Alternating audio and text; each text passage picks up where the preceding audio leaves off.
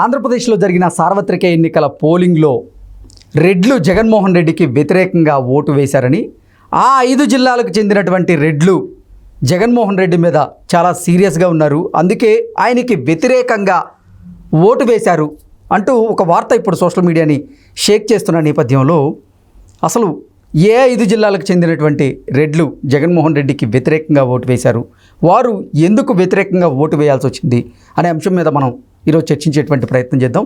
ప్రస్తుతం మనతో పాటు ఉన్నారు ప్రముఖ రాజకీయ విశ్లేషకులు, ప్రముఖ సీనియర్ జర్నలిస్ట్ దుర్గా వడ్లమణి గారు. వారితో మాట్లాడదాం. దుర్గా, నమస్తే. నమస్తే.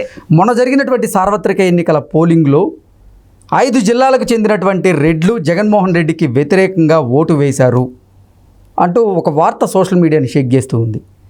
ఏ 5 జిల్లాలకు చెందినటువంటి రెడ్లు జగన్మోహన్ రెడ్డికి వ్యతిరేకంగా ఓటు వేశారు, వారు ఎందుకు జగన్మోహన్ రెడ్డికి వ్యతిరేకంగా ఓటు వేయాల్సి వచ్చింది అంటే ఏం చెప్తారు? ఈసారి ఎన్నికలు చాలా గమ్మత్తుగా ఉన్నాయండి. ఎప్పుడూ లేదంటే లాస్ట్ టైం ఊహించని ఒక ఫలితాలను ఇచ్చారు ఎవరికి, జగన్మోహన్ రెడ్డికి ప్రజలు. అది ఆయన అదృష్టం అంతే, టైం కలిసి రావటం అంటే. కానీ చెల్లెలు కావచ్చు, అమ్మగారు కావచ్చు, లేకపోతే బాబాయ్ గారు చావు కావచ్చు, అన్నీ ఆయన కలిసి వచ్చాయి అట్లా. ఈసారి అదేది లేదు ఆయనకి. ఎందుకంటే ఆయన శవరాజకీయాలు చేద్దాం అనుకున్నా కూడా కుదరలేదు. అవినాష్ రెడ్డి రూపంలో ఆయనకు నిజంగానే ఒక అడ్డంకి అయితే కలిగింది. అవినాష్ రెడ్డిని ఎప్పుడైతే ఆయన ఎంపీగా నిల్చోబెట్టారో, అవినాష్ రెడ్డి ఎప్పుడైతే అరెస్ట్ కాకుండా సిబిఐ మీదే వీళ్ళు కేసులు పెట్టారో, పోలీసులతోటి అడ్డుకున్నారో, అవన్నీ కూడా ఆయనకి మైనస్ అయ్యాయి. ప్లస్ అవినీతి జనాల్లోకి బాగా వెళ్ళిందండి. వీటన్నిటిని మించి షర్మిల చేసిన ఒక ప్రచారం ఏదైతే ఉందో అది మొత్తం మీకంటే ఒక కడప రాజకీయాలనే కాదు, నెల్లూరు, చిత్తూరు, మొత్తం అన్ని ప్రాంతాలని కూడా అది షేక్ చేసింది. అంటే షర్మిల చాలా బలంగా తన వాదనని వినిపించగలిగారు, తన గొంతు వినిపించగలిగారు. దానివల్ల రెడ్లు ఎక్కువ శాతం ఈసారి మనకేం చేశాడులే ఈయన, మనం ఎందుకు ఈయనకు ఓటు వేయాలి, జగన్మోహన్ రెడ్డి ఏం చేశాడు రెడ్లకి అనే ఒక భావన వచ్చేసింది. అదే రాజశేఖర్ రెడ్డి టైంలో ఇది లేదండి. రాజశేఖర్ రెడ్డి రెడ్లకి చేశాడు, తను అనుకున్న వాళ్ళకి చేశాడు. ఆయన ఆ రకంగా మంచి పేరే తెచ్చుకున్నారు. కానీ జగన్మోహన్ రెడ్డి ఒక కోటరీని పెట్టుకుని ఆ కోటరీ ఈయన నడిపించిందని మనం చెప్పుకోవాలి. ఒక రకంగా జగన్మోహన్ రెడ్డి నష్టపోయింది కూడా ఈ సలహాదారులు కావచ్చు, లేకపోతే ఆయన చుట్టూ ఉన్న మనుషులు కావచ్చు, కొంతమంది మంత్రులు కూడా కావచ్చు. వాళ్ళ వల్ల ఈయన చాలా నష్టపోయారని మనం చెప్పుకోవచ్చు. అంటే ఇప్పుడు మనకైనా తెలియాలి, లేకపోతే చెప్పేవాడైనా సరిగా ఉండాలి. మనకి ఈ రెండూ లేనప్పుడు ఈ రకంగా ఫలితాలు వస్తూ ఉంటాయి.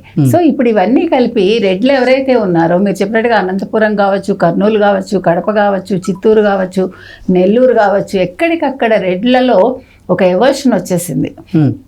మనకి జగన్మోహన్ రెడ్డి ఏమీ చేయడు, ఈయనే అంతా కూడా సంపాదించుకున్నాడు, రేపొద్దున ఈయన కేసుల్లో ఎలాగా మళ్ళీ ఈ కేసులన్నీ తవ్విదోడితే ఈయన జైలుకి వెళ్ళిపోతాడు, ఈయన వల్ల ప్రయోజనం ఉండదని అనుకుని ఉండొచ్చు వాళ్ళు. అందుకనే ఓటింగ్ శాతం అనేది చాలా తగ్గిపోతుంది ఈసారి.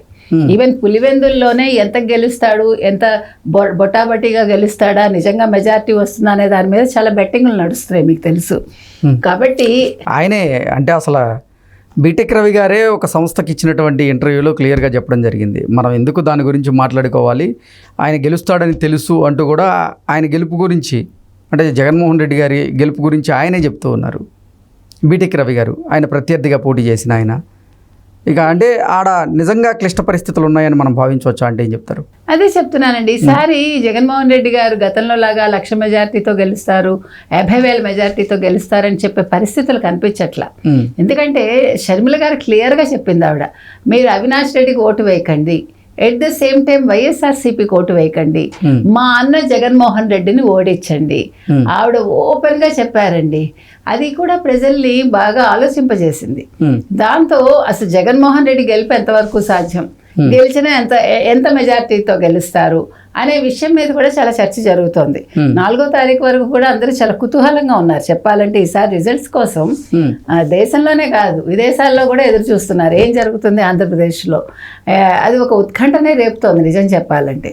కాబట్టి ఇప్పుడు మీకు నెల్లూరు తీసుకుంటే, అంటే ఈ జగన్మోహన్ రెడ్డి చేసిన తప్పిదాల్లో ఇంకా ముఖ్యమైన తప్పిదాలు ఏంటంటేనండి, ఎప్పుడైతే తెలంగాణలో కేసీఆర్ ఓడిపోయారో, కేసీఆర్ ఓటమికి కేటీఆర్ వీళ్ళందరూ ఏం చెప్పారు, మేము అంటే సిట్టింగ్ ఎమ్మెల్యేలను మార్చకపోవటం కూడా మాకు మైనస్ అయింది అని ఆయన అన్నాడు.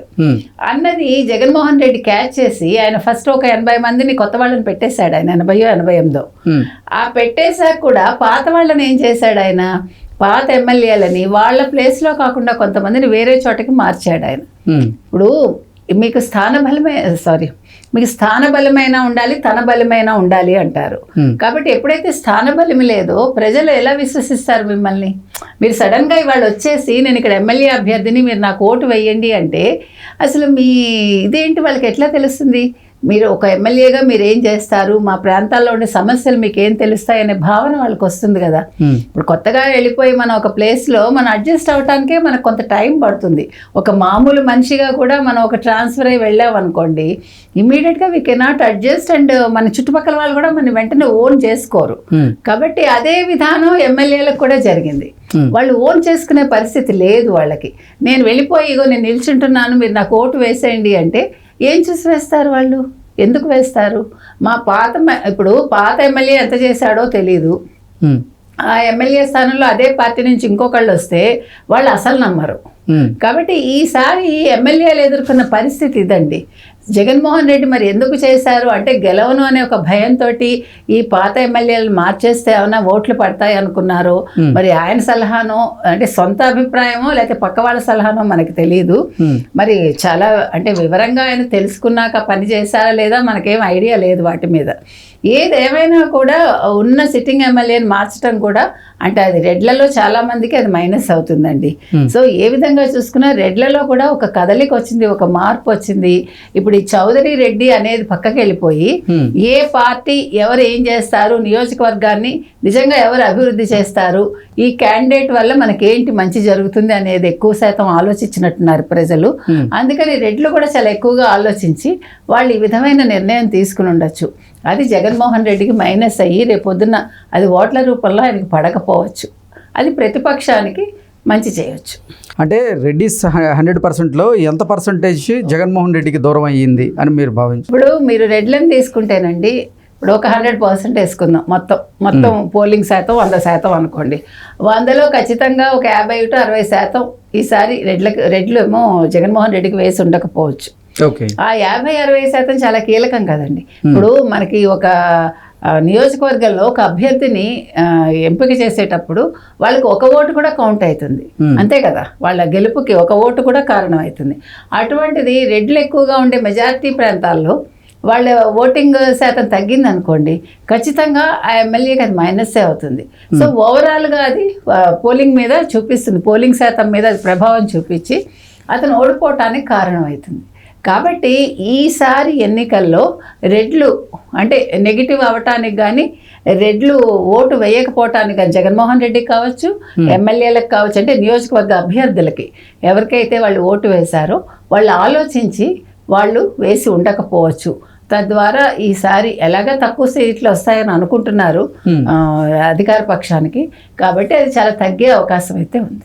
ఓకే అండి, థ్యాంక్ యూ సో మచ్.